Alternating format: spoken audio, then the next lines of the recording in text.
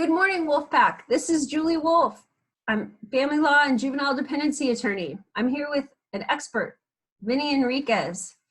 And Vinny is going to tell you a little bit about himself, his background, and how he helps divorcing couples. So Vinny, take it away. Perfect. Well, a little about myself.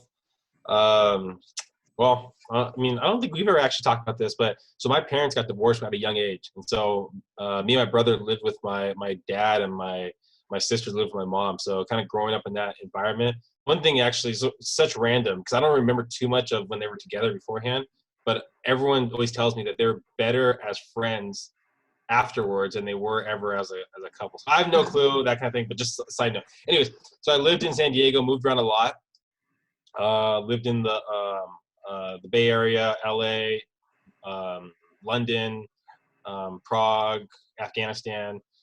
Came back, realized that I love San Diego so much, and I wanted to make San Diego my permanent residence. Got into real estate, and yeah, I mean, I bring that pride to selling properties and help people find properties on a daily basis. I built a real estate team in San Diego, and yeah, help individuals on their journey, and kind of building a game plan of where they need to get to. Okay, that's awesome. Well, on an interesting kind of side note, my parents divorced, and I lived with my mom, and I really wanted to see my dad more. So one thing that I do, and that I really appreciate having the opportunity to do, is I really try to fight hard for both parents to see their children, as long as they're both, safe to see their children, and they want to see their children. So that's interesting. I'm sure that really impacted kind of growing up and maybe who you are now too. Yeah, I mean, I think and they had such a good relationship. They still have a great relationship together. So we lived there primarily, but I got to live with my mother for a little bit, and so it was. I got a little bit of both worlds on everything, but everything was cordial. Everything was really good. So I think I was definitely one of the lucky ones. Yeah, definitely. Well, that's a good co-parenting success story then. Yeah, right. I'll have you on again for co-parenting success stories. Yeah, so I mean, in the real estate, there's so many different people that have different journeys. Some people are getting divorced and they have to sell a property. Other people, one person wants to live in the property still, and they have to refinance it. Or it has nothing to do with divorce, and they're just looking to purchase their own property and kind of separate. So we look at the person and what they're looking to get across, and try to walk them through that journey. And for the refinance aspect of it, we've helped clients that just need to refinance, and we don't deal with the refinance ourselves, but we have partnerships with other lenders, and we get them in contact with, and make sure that the process is going well with them, because for us, it's about building relationships. Sure. So has the housing market changed in the last few months since COVID-19 has kind of hit the country? Yeah, so the really interesting thing about what's been going on, and I've been doing market updates on Monday and Friday, and that's kind of affected my business, doing more virtual stuff and more visual stuff. And so one thing I've really noticed, and even talking to clients, talking to buyers, that people were scared of what was going on.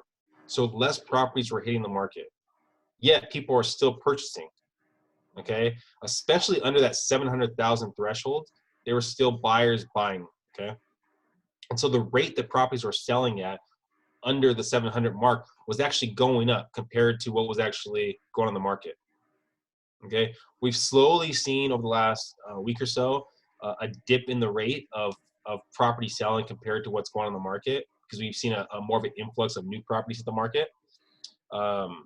But properties are still selling, and based off of the property, you can get some kind of value. In this market right now, it's very interesting, because above 700, some of the lenders weren't funding the loans. So we were seeing a dip in pricing right there, and so you can get a little bit of value above the 700, but below it, you're still getting activity. So that's kind of been the effects of it. But I think we're slowly seeing the effects of people saying, I feel comfortable with the new norm. I can put my house on the market now. Well, that's good. So people can still put their house on the market and expect to get a reasonable value back. Yeah, we're still seeing. I mean, the values haven't dropped. I mean, give you an example reference point of where we are with inventory. Is last June we were at around 7,800 properties on the market, single family, condos, townhomes, row homes. As of about 2 weeks ago, we were at like 4,600. Right now we're at about 5,000. Oh, wow. Okay. Okay, so we had a very big drop in inventory. So at the rate properties are selling, you know, we were probably about across the board around 2 months of inventory.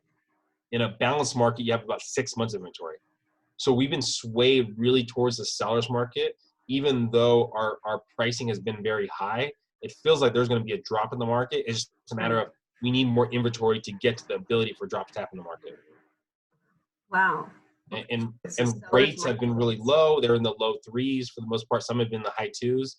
So that's really been pushing the market. So there's been, for the last probably, even with Corona going on, in the last month or so, month and a half, there's been a big jump in refinances.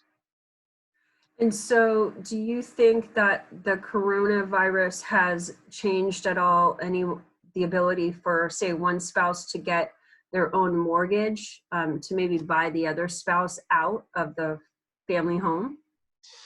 I think something that has changed is the guidelines. Some of the guidelines are getting a little more stricter with everything going on because you have the forbearances with the mortgages and people holding off on making their payments.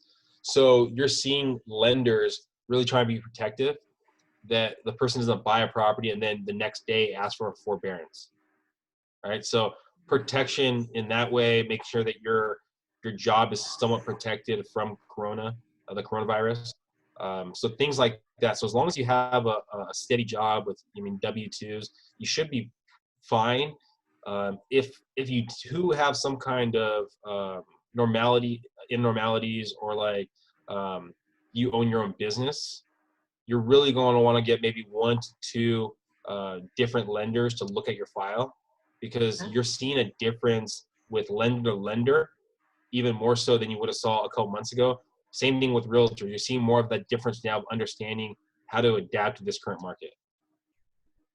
Wow. So it's good to know. There seems like there is some light at the end of the tunnel. Anything else you want to add about how the coronavirus has affected the market? You're getting, people are really pushing towards virtual. So you're seeing 3D tours. We've had clients that have bought remotely. And I actually just did a video about that, a remote purchase. But you're finding people that are adapting to it. So there's a lot of 3D tours out there. So you can walk the property. You can have your realtor go to the property, videotape the property, and do like Facebook Messenger. And so you're actively looking at the property. So a lot of things that have gone virtual. So even if you're debating the idea or just thinking about it, you can get a lot of content out there, or you can get it. I can provide it, or you can just probably Google it and see a lot of content out there of getting a better understanding of the market. And then once you go to the property, you have to sign a PED, a Corona addendum, just to make sure that you're fully aware that there is the ability for face-to-face interaction with another person, and that you're safe with that.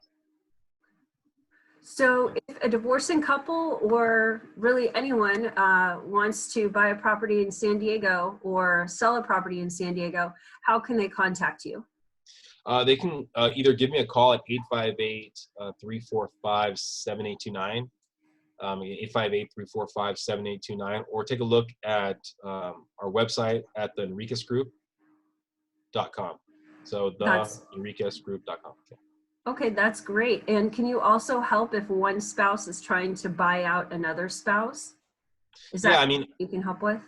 Yeah, the way I look at it, it's about building relationships. So we've helped clients that had no real estate transactions, so we didn't make any money off the transaction because they were just refinancing. But then we helped them out, and then 2 years later, 3 years later, they call us up, go, hey, we're ready to purchase. We want to buy another property. We want to sell a property.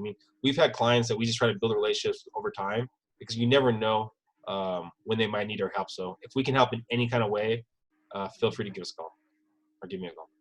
That sounds great. Well, thank you so much, Vinny. Relationships definitely are important, and I appreciate our relationship. So thank you so much for being here today. Thank you very much, Julie, for having me on. Thanks a lot.